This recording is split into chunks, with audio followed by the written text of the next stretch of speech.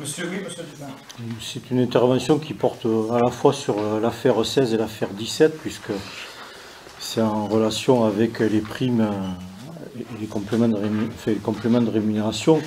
Ce qu'on voudrait dire, c'est que depuis l'arrivée du nouveau gouvernement, les mesures négatives s'accumulent en direction des agents de la fonction publique. Alors c'est à nouveau le gel du point d'indice, c'est à nouveau la mise en place de la journée de carence et c'est les 120 ou 130 000 suppressions d'emplois qui se profilent sur les trois versants de la fonction publique.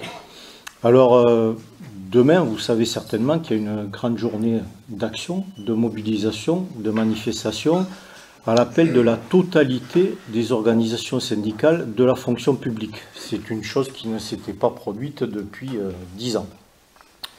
Donc je ne doute pas que nous serons nombreux demain à 10h30 au Pérou, aux côtés de ces agents de la fonction publique, hein, en tant que fonctionnaires, en tant que citoyens, en tant qu'élus, pour demander à ce qu'une véritable négociation sur leur salaire puisse effectivement s'ouvrir, parce que nous connaissons ici l'importance de leur mission et nous connaissons aussi leur engagement. Et donc on a souvent l'occasion au sein du conseil municipal de les remercier par rapport à la qualité de leur travail qu'ils sont en capacité de rendre. Mais je pense qu'aujourd'hui, au-delà des remerciements, il faut peut-être aller sur beaucoup plus d'investissement à leur côté. En tout cas, nous serons à leur côté et ils savent qu'ils peuvent compter sur les élus du Front de gauche du conseil municipal. Je vous remercie.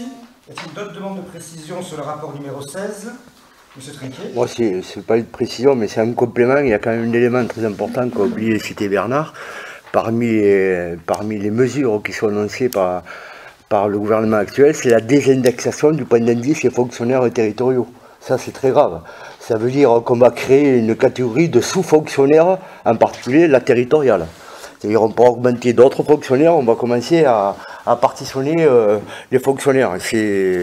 On rajoute à ça ce qu'a dit Bernard tout à l'heure, ça montre bien quand même la situation inquiétante concernant les fonctionnaires dans la globalité, mais y compris les territoriaux. C'est pour ça que je crois que demain, il y aura beaucoup de monde au rassemblement. Je vous remercie. Sur les indemnités et les astreintes du personnel Jacquemart, d'autres gens pas d'avis contraire, pas d'abstention.